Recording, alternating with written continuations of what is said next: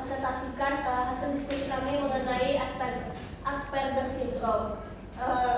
Sebelumnya aku bakal memperkenalkan dulu kelompok aku tuh ada siapa-siapa di sini. Kalian nggak kenal kan? Nah, yang pertama tuh perkenalkan diri tadi. Tapi gue kenalin. Kenalan di sini. Ya, assalamualaikum warahmatullahi wabarakatuh. Perkenalkan nama saya Muhammad Taufik Hamidi. Saya dari kelompok 3.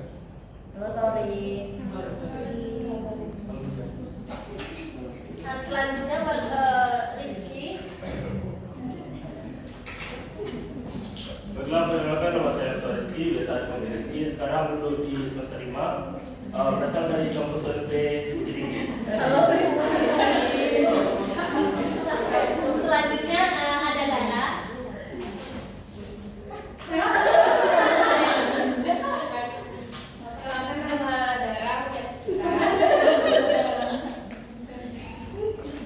Selanjutnya ada Rai. Perkenalkan nama saya Raisa Syahani, biasa dipanggil Diikuti oleh Hani.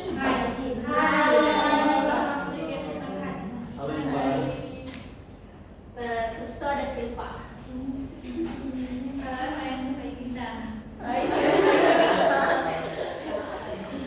Oke guys, untuk yang akan kami bahas itu ada di sini definisinya, ada kriterianya, homologinya, intervensi, dan penelitian-penelitian yang bakal kami cantumin setelahnya. Terus itu untuk yang pertama itu ada sejarahnya. Nah, jadi Asperger syndrome ini kan sebelumnya sempat ya dibahas sama ibu kalau siapa sih yang akhirnya menemukan Asperger syndrome gitu.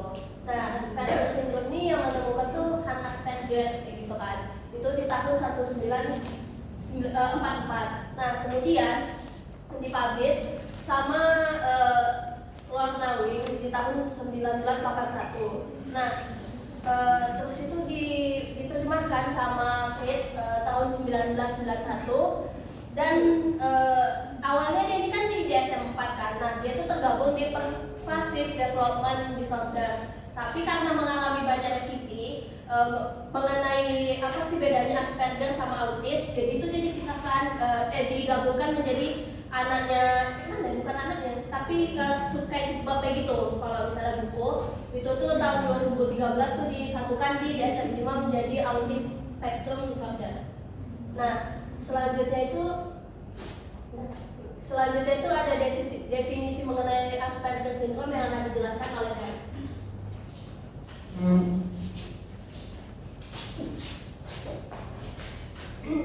Oke, nah sebelumnya teman-teman pernah dengar nggak sih apa sih Asperger syndrome itu? Maksudnya kayak orang tadi itu kan? Iya. Jadi Asperger syndrome itu merupakan gangguan perkembangan yang ditandai dengan keterlambatan yang signifikan dalam kemampuan dia interaksi sosial dan kemampuan dia dalam berkomunikasi. Namun sebenarnya meskipun dia terlambat dalam interaksi sosial ataupun dalam berkomunikasi, Asperger syndrome ini tidak mengalami keterlambatan dalam bidang kognitif ataupun dalam kemampuan berbahasa dan berkembangnya. Selanjutnya itu adalah, nah teman-teman bisa lihat cuplikan dulu bentar.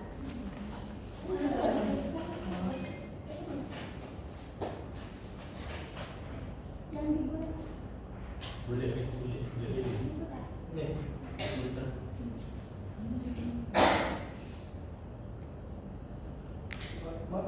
Mana?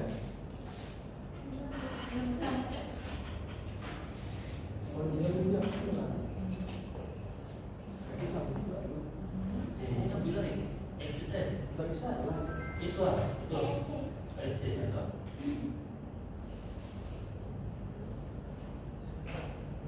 Nyambung langsung gitu.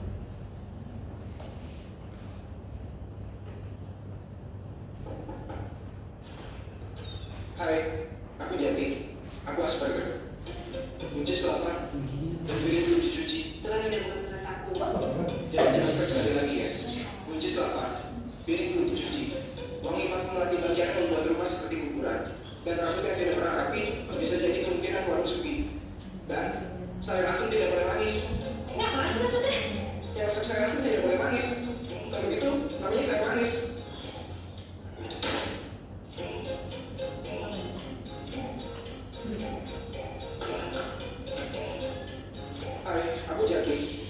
I don't care kalau Asperger apa enggak.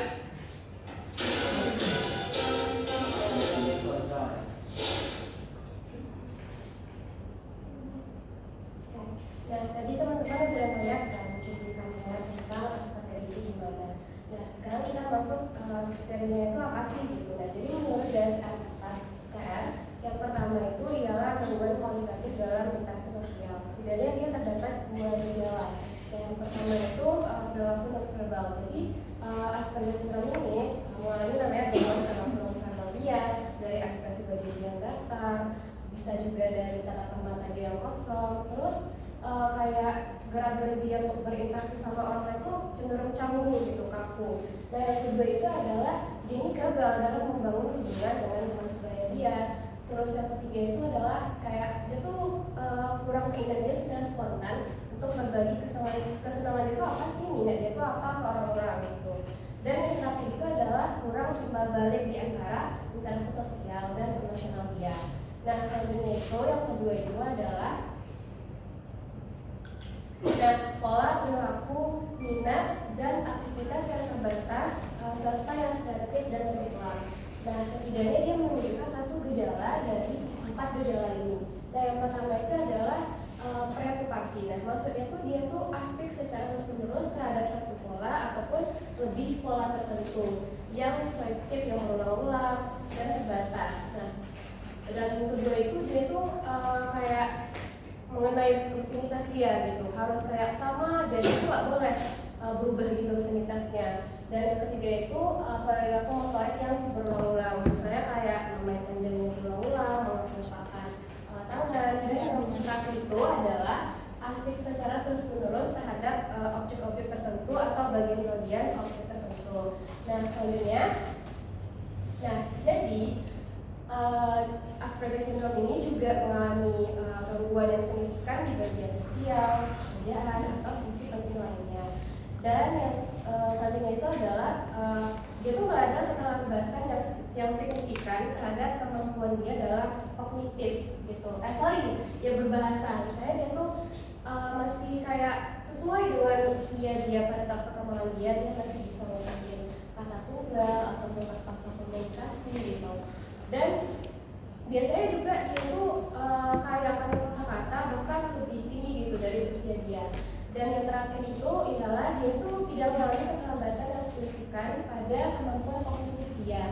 Nah, selain yang tadi interaksi sosial sama ketidakingin dia tentang lingkungan di sekitar dia, itulah kriterianya. Nah, selanjutnya itu bakal membahas comorbid yang akan dijelaskan oleh Lisa.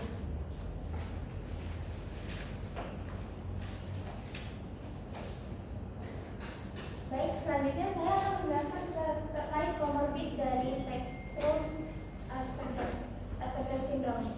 Nah, sebelumnya kan minggu lalu kita udah bahas tentang autisme nih. Terus tadi juga udah dijelaskan sama Dara kalau karakteristik Asperger itu apa aja. Nah, kira-kira teman-teman, menurut teman-teman tuh apa sih bedanya Asperger sama autisme? Ada yang tahu nggak?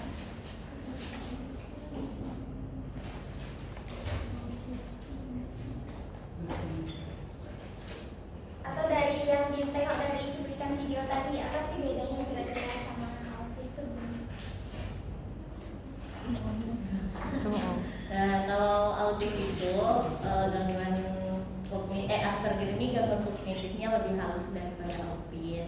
Terus kemampuan bahasanya lebih baik daripada autis. Ya, benar. Nah, jadi gangguan Asperger ini bisa diketahui umurnya lebih dari 2 tahun. Nah, kalau autis kan kita umur 2 tahun udah tahu nih ciri-cirinya kayak gimana gitu. Nah, sedangkan Asperger ini karena dia lebih ringan, jadi dia tidak nampak perkembangannya itu terhambat, perkembangan kognitif, perkembangan intelektual atau bahasanya terlambat itu nggak nampak. Nah, jadi ya itu bisa diketahui pas dia udah sekolah, udah umur 4-5 tahun ke atas, atau bahkan umur belasan baru tahu gitu.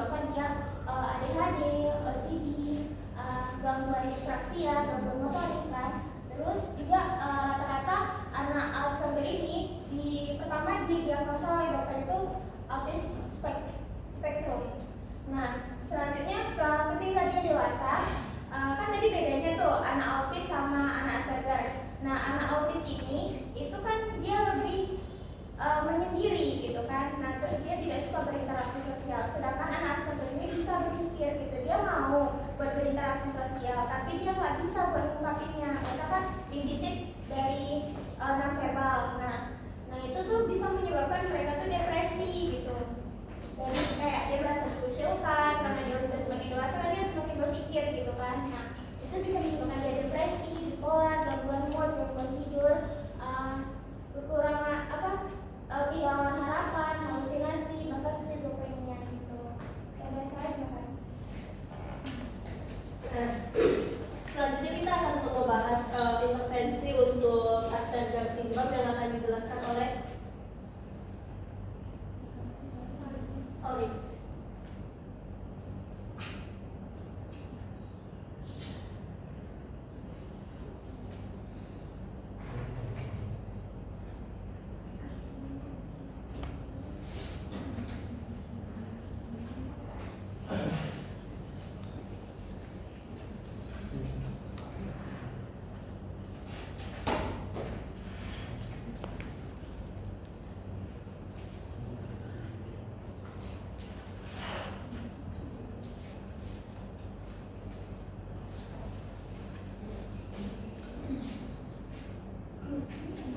Sebentar ya guys.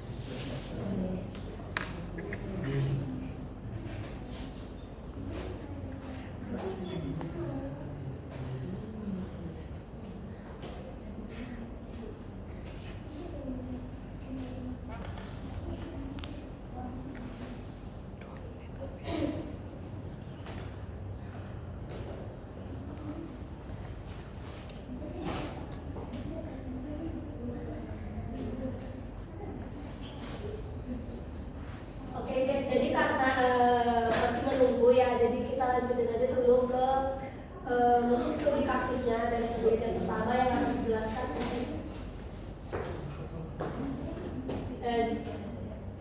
dijelaskan oleh Hani. Lanjut ke jurnal penelitian pertama yaitu integrasi teknik centering dan empty chair untuk meningkatkan kemampuan regulasi emosi pada individu dengan sindrom Asperger. Jadi penelitian ini itu untuk menguji dari teknik centering dan empty chair ini yang diintegrasikan untuk meningkatkan kemampuan regulasi emosi pada individu atau anak yang mengidap sindrom Asperger. Jadi di sini subjeknya itu berumur 24 tahun yang memiliki sindrom Asperger ini. Nah, jadi si subjek ini yang berumur 24 tahun ini berinisial BA. Jadi dia tuh mengalami kesulitan dalam mengelola berbagai emosi seperti emosi marah, sedih, dan cemas. Nah, lalu subjek ini menunjukkan gejala depresi seperti kecemasan dan distres yang signifikan. Nah, penelitian ini menggunakan teknik centering dan empty chair yang diintegrasi. Nah, jadi yang pertama itu masuk ke teknik centering yang dilakukan selama sebanyak 4 sesi, dan empty chair ini sebanyak 2 sesi dalam waktu kurun 6 minggu. Dalam 6 minggu itu setiap minggu itu ada 1 sesi. Jadi penelitian ini dilakukan secara kuantitatif. Nah, jadi cara mengetahuinya itu dengan skor depresi, kecemasan, dan distres subjek yang mengalami penurunan. Yang pertama itu ada centering. Nah, centering mindfulness dan acceptance commitment terapi atau ACT yang berfokus pada peningkatan kesadaran pada momen saat ini atau here and now. Prosesnya itu yaitu melibatkan pernafasan teratur, perhatian penuh pada stimulus sekitar serta penerimaan diri. Dalam studi ini centering juga dilakukan selama 4 sesi. Nah, bagaimana mengetahui efektivitas dari teknik ini untuk individu yang mengalami sindrom Asperger, yaitu terletak pada kemampuannya untuk membantu individu dengan Asperger menjadi lebih sadar akan emosinya yang sebenarnya apa yang sebenarnya mereka rasakan dan mampu menerima emosi tersebut tanpa berusaha menekankannya. Jadi teknik ini tuh membantu mengurangi ruminasi atau kecemasan yang berfokus pada perhatian pada momen ini atau here and now, yang meningkatkan kontrol emosi dan membuat individu lebih tenang dan fokus. Yang kedua itu ada empty chair. Jadi teknik ini berasal dari terapi Gestalt yang digunakan untuk membantu individu mengekspresikan emosinya tadi yang terpendam itu melalui dialog imajiner atau figur yang terkait dengan emosi atau konflik tertentu. Dalam penelitian ini, empty chair ini digunakan dalam 2 sesi. Dan bagaimana cara mengetahui efektivitas dari empty chair ini untuk individu yang mengidap Asperger syndrome, yaitu dengan membantu individu untuk mengekspresikan emosinya yang sulit diungkapkan secara langsung. Jadi teknik ini itu memungkinkan individu untuk mengatasi konflik emosional yang tidak terselesaikan tadi, seperti kayak marah tadi, sehingga setelah terselesaikannya itu tuh dapat disalurkan dengan cara yang lebih adaptif atau lebih efektif. Jadi kesimpulan dari teknik centering dan empty chair ini bisa untuk mengekspresikan emosi tersebut dan menyelesaikan emosi tersebut, yaitu seperti emosi marah tadi. Nah, kita tuh lanjut ke penelitian kedua yang berjudul sebuah kisah autobiografi tentang sindrom Asperger yang dijelaskan oleh Silva. Baik teman-teman, di sini saya akan menjelaskan mengenai penelitian kedua yang kami dapatkan dengan judul sebuah kisah autobiografi tentang sindrom Asperger, yang dimana partisipan atau subjek di sini itu adalah Kenneth Hall, anak laki-laki yang menderita sindrom Asperger pada usia 8 tahun, yang dimana dalam penelitian itu dia diteliti pada usia 10 tahun. Terus metode penelitiannya itu autobiografi dengan hipotesisnya dia sulit untuk mengetahui apa yang berbeda tentangnya. Terus hasil dari penelitian itu menunjukkan bahwasannya yang pertama ia tidak menyukai keramaian karena bising. Lalu yang kedua, ia juga tidak bisa untuk berkonsentrasi lebih dari satu hal pada satu waktu yang bersamaan. Lalu yang ketiga, ia sulit untuk membuat keputusan. Yang keempat, ia kebal terhadap rasa sakit tertentu. Dan yang kelima, ia tidak bisa makan sebagian besar makanan yang dikonsumsi oleh orang biasa. Sekian dari saya, terima kasih. Nah, kita lanjut ke penelitian ketiga yang berjudul pengaruh elemen cerita binatang berbentuk digital ke atas ujaran kanak-kanak sindrom Asperger yang akan dijelaskan oleh Rizky. Baiklah, saya akan menjelaskan tentang penelitian ketiga yang berjudul pengaruh elemen cerita binatang berbentuk digital ke atas ujaran kanak-kanak sindrom Asperger. Di atas ujaran ini maksudnya adalah cara dia berbicara gitu. Karena ini penelitian oleh dilakukan Universitas di Malaysia. Tujuan penelitian ini untuk membahas bagaimana gaya berbicara anak-anak yang dipengaruhi oleh kemampuan serta meningkatkan interaksi komunikasi yang baik antara kanak-kanak dengan sindrom Asperger dengan memanfaatkan penggunaan komputer dalam penelitian ini. Subjek pada penelitian ini adalah 2 orang anak. Yang pertama berusia 9 tahun dan 12 tahun. Jadi dari penelitian ini menghasilkan kesimpulan bahwa penggunaan elemen cerita binatang pada anak-anak Asperger merangsang interaksi berbicara mereka. berbicara yang dimaksudkan untuk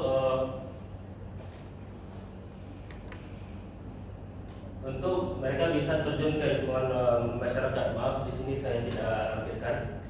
Dan dari penelitian ini juga ternyata kemampuan mereka meningkat gitu, walaupun tidak signifikan. Baiklah, sekian dari presentasi saya. Terima kasih. Nah, kan tadi kita udah sampai di penelitian yang 3, seharusnya kan selesai ya. Akan tetapi karena tadi kita melewatkan intervensi, jadi intervensi akan dijelaskan oleh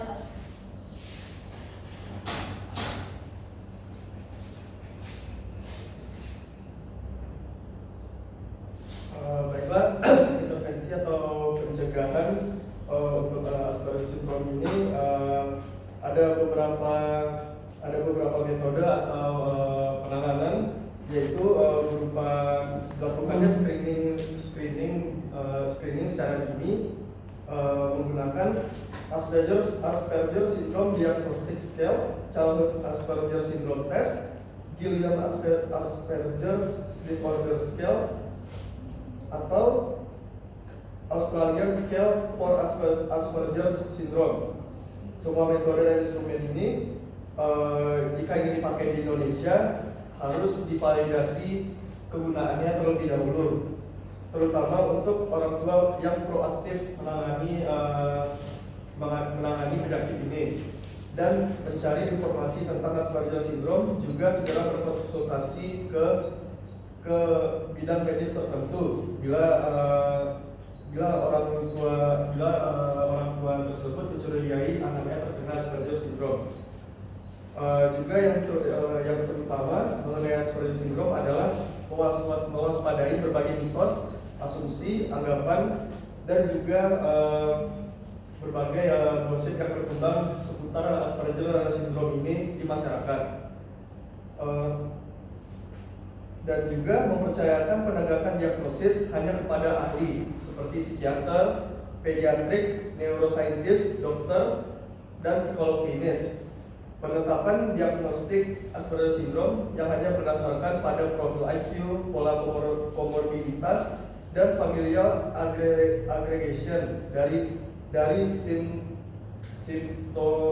simptomatologi psikiatris yang akurat dan spesifik, sehingga dapat selalu digunakan untuk keperluan diagnostik. Dan juga perlunya sebuah kolaborasi dan sinergi yang cocok tentang multidisiplin ilmu dan lintas sektoral untuk diseminasi sosialisasi Asperger Syndrome serta upaya komprehensif holistik untuk preventif lebih lanjut.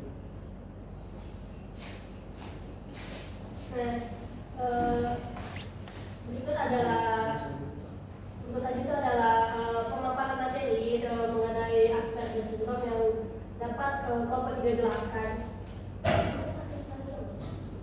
Nah, sekarang kita memasuki sesi tanya jawab. Satu sesi itu 3 pertanyaan. Ada yang mau bertanya, guys?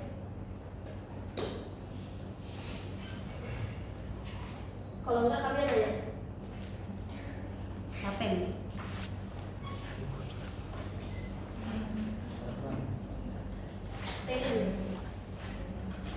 Ya, terima kasih kepada teman-teman tiga. Di sini saya akan bertanya mengenai penelitian yang dibahas bersama kita tadi. Itu kan ada subjeknya itu atau tadi kebal terhadap penyakit tertentu ya. Dan penyakit tertentu itu yang seperti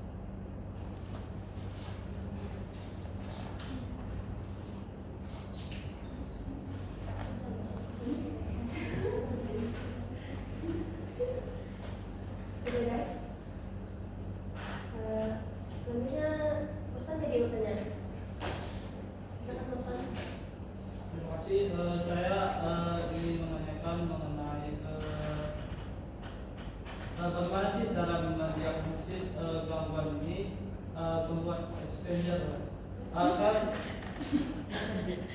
Kan Asperger. Dan Asperger ini juga merupakan bagian dari autism ya. Terus apakah gangguan ini bisa diobati atau intervensinya bisa penerapannya pada Asperger ini? Apakah intervensi yang dilakukan pada autism itu bisa juga diterapkan pada Asperger? Terus apakah Asperger ini bisa lebih hidup normal dibandingkan autism?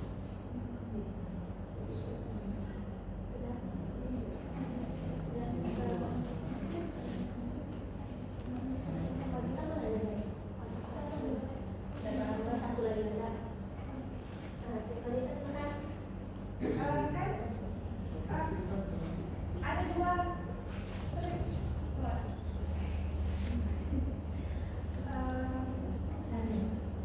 apa penyebab selain genetik penyebab Asperger itu apa?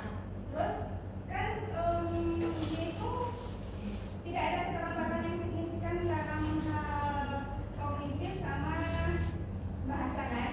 Nah, apa pernah terjadi atau apakah mungkin Asperger itu bisa diketahui setelah umur dewasa atau remaja atas itu?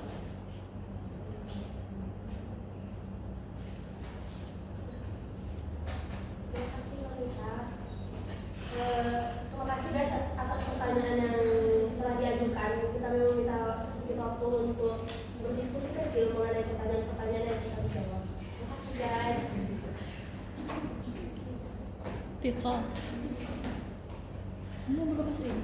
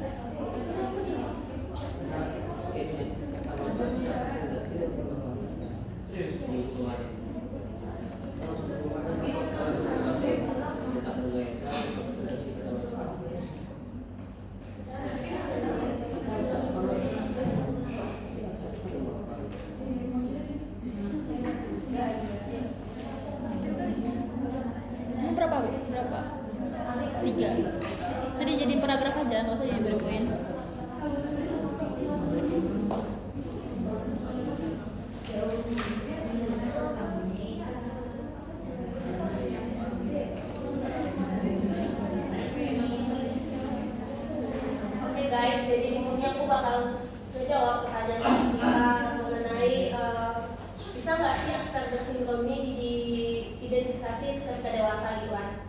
Nah sebenarnya itu bisa tapi kecil kemungkinannya gitu. Apa? Bisa nggak itu tuh diidentifikasi waktu dewasa? Mungkin kita nggak bisa mengenali itu tuh Asperger sampai di usia dewasa.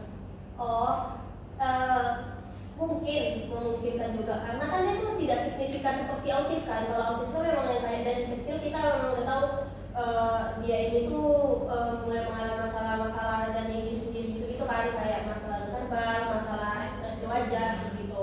Nah kalau misalnya Asperger nih dia tuh sama kayak autis tapi dia tuh lebih apa ya, lebih tidak terlihat kayak gitu. Soalnya dia itu tuh kayak cuma kalau di itu kayak cuma mengalami apa namanya tidak mengetahui norma lingkungannya kayak gitu, terus itu masalah non verbal aja. Jadi yang kayak kita tuh apa ya, bisa waktu dewasa aja gitu kita bisa tahu kalau misalnya memang kita tuh tidak peka dari awal kalau dia itu kenapa gitu. Nah pertanyaan selanjutnya kan faktor apa gitu ya? Tapi kan umumnya kan anak-anak itu udah terlihat kan gimana dia interaksi sosial sama waktu di sekolah gitu. Jadi kan nggak mungkin kan kita nggak, orang tuanya gitu nggak melihat dia gimana dia interaksi sama temannya gitu. Dari suaranya aja dia monoton ciri-cirinya gitu kan. Terus dari eye contact-nya karena dia menghindar gitu kan. Terus juga dari ekspresinya yang datar. Terus dari dia tidak mengenal body image gitu. Dia nggak kenal bahasa tubuh gitu. Nah dari situ kan kita udah bisa tuh tahu gitu ya. Jadi rata-rata tuh anak-anak Asperger itu baru tahu pas dia udah sekolah gitu, udah bisa berinteraksi sama sosial media dari menambahkan sedikit dan nanti kan beda lagi topik ini kan. Nah kan kebanyakan kita tadi ya bisa nggak identifikasi kalau dia udah dewasa. Nah kalau misalkan dia udah dewasa sekarang itu kan seharusnya dia lebih banyak berinteraksi sosial. Mereka itu kan bisa terjun langsung ke lapangan, tapi kayak kalau lagi ngomong dia itu suka ngomongin hal yang dia suka aja, terus kayak kurang empati dia gitu kan. Nah di situ tuh dia tuh nanti akan muncul masalah-masalah sosialnya. Misalkan orang lain itu kayak udah mulai kesel nih sama dia, misalkan aku ngomong sama Vika kayak egois gitu, kayak yang mau ngomongin aja ke Vika nih gitu kan kesel Vika sama aku, akhirnya kan hubungan sosial aku tuh nggak bagus jadinya. Nah di situ baru kayak sadar kenapa hubungan sosial ini nggak bagus gitu kan.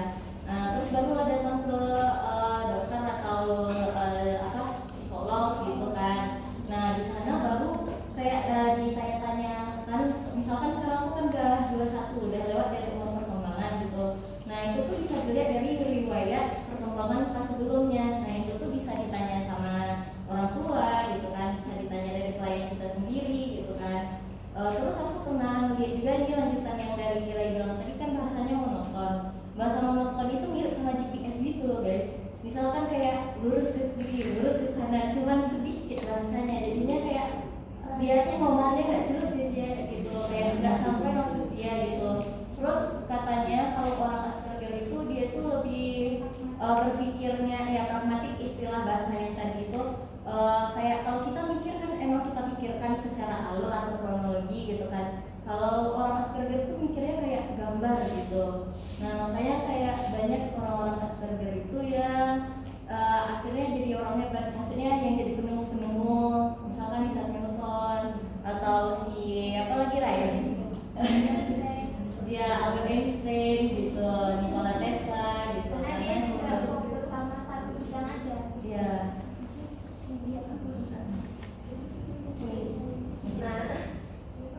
Nah itu tuh tadi mengenai bisa nggak diidentifikasi waktu dewasa. Selanjutnya itu terkait faktor apa sih yang bisa menjadi penyebab kalau misalnya jadi jadinya Asperger kayak gitu kan. Nah yang pertama itu kayak yang pertama udah jelas dan udah pasti itu genetik. Yang kedua tuh bisa jadi karena ada keluarganya yang mengidap penyakit Asperger juga, jadi teridentifikasi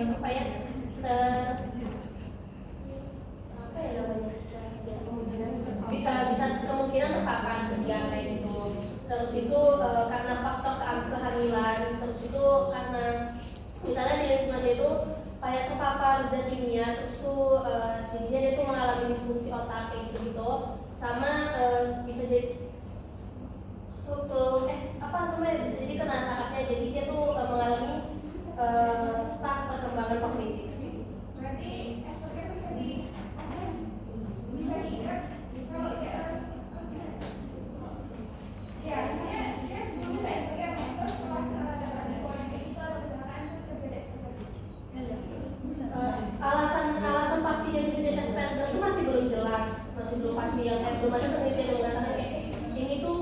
dia tuh bisa jadi karena dia dari bayi atau bisa jadi tuh pas dia kecelakaan kayak gitu-gitu. Jadi sampai sekarang tuh masih yang kayak Jadi Asperger itu sebenarnya udah nampak dari dia waktu bayi, cuman kadang orang tuanya nggak peka sama dia, jadi bisa aja diketahui pas dia udah dewasa. Tapi dia sebenarnya emang udah nyambung dari lahir. Gitu. gimana kita? Nanti dikit sorry. Tawarannya kan tadi itu yang udah disebutkan sama Ibu dari genetik. Nah tapi ada faktor risiko lingkungan. Misalkan kalau pas orang tuanya lagi hamil, misalkan ayahnya itu sama ibunya beda umurnya itu jauh katanya gitu. Nah itu juga akan memperbesar risiko anak kita tuh mengalami Asperger gitu. Terus kalau Asperger itu sebenarnya bukan sebuah ketidakmampuan, tapi dia itu cuma sebuah perbedaan.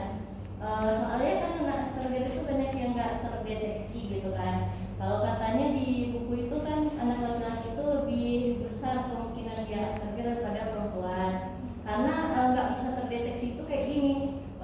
Kan kalau ini gangguannya nggak nampak secara langsung gitu kan. Kalau anak cewek misalkan dia tuh minatnya sama kayak anak cewek keseluruhan gitu. Biasanya kalau cewek suka kayak membaca atau bermain peran itu dia masih bisa. Tapi kalau misalkan anak cowok itu emang nampak tertutupnya dia, ruang empatinya gitu. Terus juga kalau anak cewek itu kan dia patuh kan. Nah jadi kayak jarang orang tua tuh yang mau ngajak anaknya itu pergi ke dokter karena ngerasa anaknya nggak apa-apa gitu. Ya jadi faktor risikonya gitu. Dan Asperger itu bukan perbedaan, hanya perbedaan, bukan ketidakmampuan. Udah kita aman? Pertanyaan Bosan bakal dijawab sama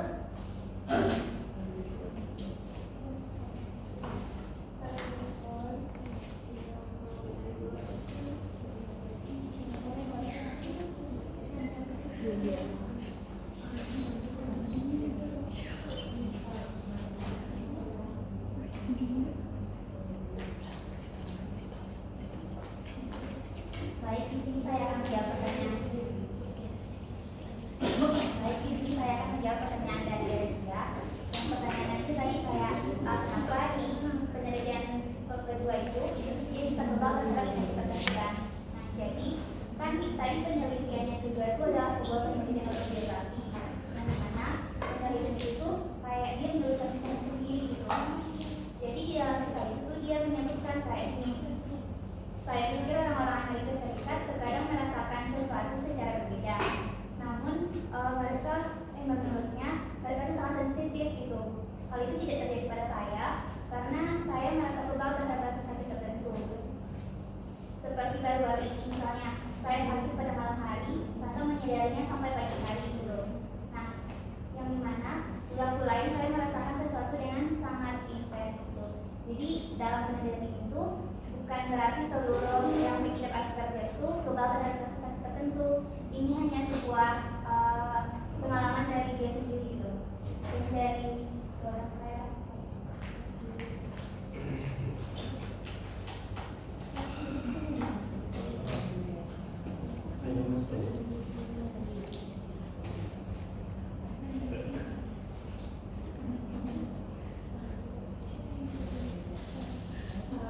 berikutnya itu pertanyaan dari Bosan yang akan dijawab oleh Kak.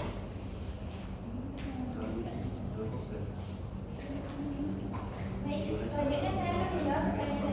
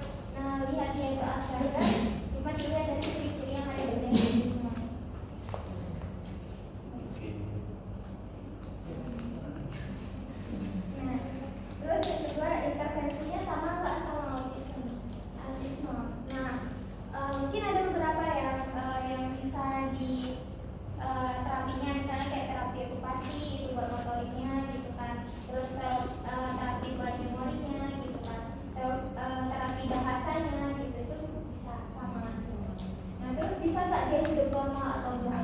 Nah, bedanya Asperger sama autisme ini, Asperger ini lebih bisa hidup normal karena dia lebih ada keinginan buat mau interaksi gitu kan pertama. Terus juga dia juga punya ke minat yang dia tekuni gitu. Nah itu di situ tuh dia bisa mengembangkan minatnya gitu di situ.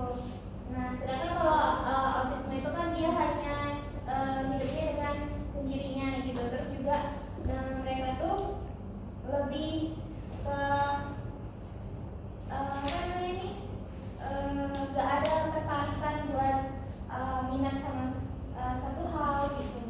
Nah jadi kalau misalnya Asperger ini karena tadi kan yang dibilang Sarah juga gitu kan, ada beberapa yang ahli bahkan kadang Asperger ini bukan IQ-nya tuh nggak rendah ya, beda sama autisme. Jadi kalau Asperger ini tuh dia bisa di atas rata-rata IQ-nya gitu. Nah di situ tuh jadinya itu sampai tahan hidup gitu loh kata itu gitu. Terus juga mungkin orang tuanya. Bahkan terkait yang mempunyai ahli ini, salah satu contoh yang terkemuka sekarang adalah penggambar yang bernama Stephen Walters yang berasal dari Inggris. Dia mempunyai kemampuan, dia Asperger tapi dia mempunyai kemampuan fotografis. Salah satu karyanya yang terhebat adalah pada tahun 2016 dia terbang menggunakan helikopter dan melihat sekeliling kota New York sekali lihat, dan dia menggambar dengan pensil dalam kanvas gitu. Dan itu sangat rinci. Itu salah satu bukti kalau yang Asperger itu mempunyai kemampuan khusus. Nanti bisa dilihat di web gitu.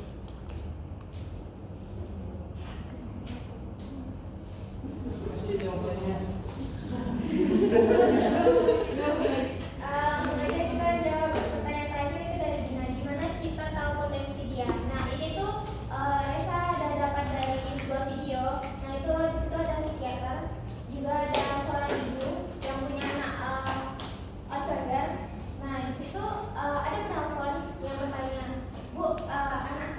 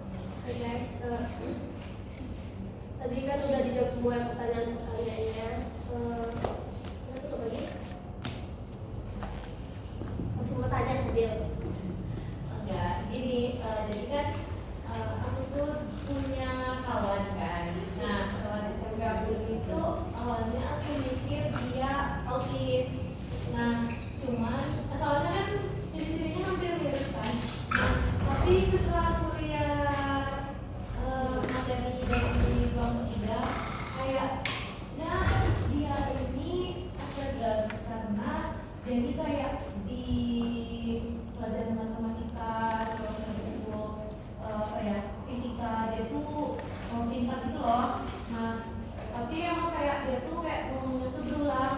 Nah terus dia nih kalau autis tuh kan nggak punya empati kan.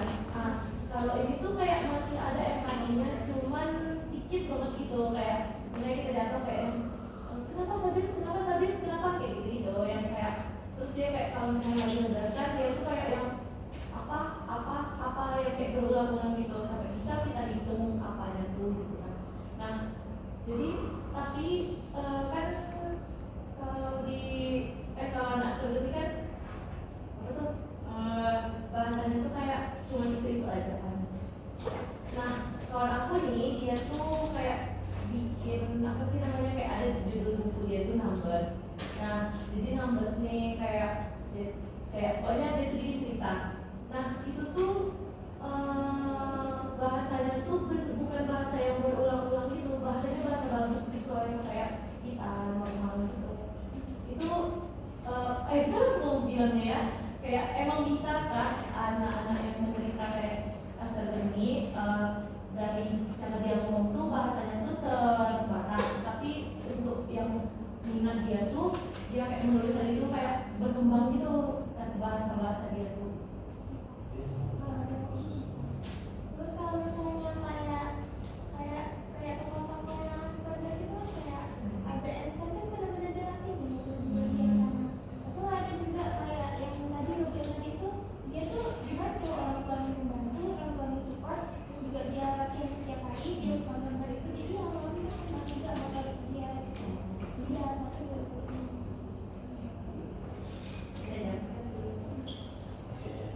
Terjawab Sabil? Sudah. Nah, dengan pertanyaan Sabil tadi, jadi kami akhiri presentasi kami hari ini karena kayak ada siang cukup panas juga kalau kita pulangnya cukup lama. Terima kasih semuanya karena telah mendengarkan presentasi kami. Assalamualaikum warahmatullahi wabarakatuh.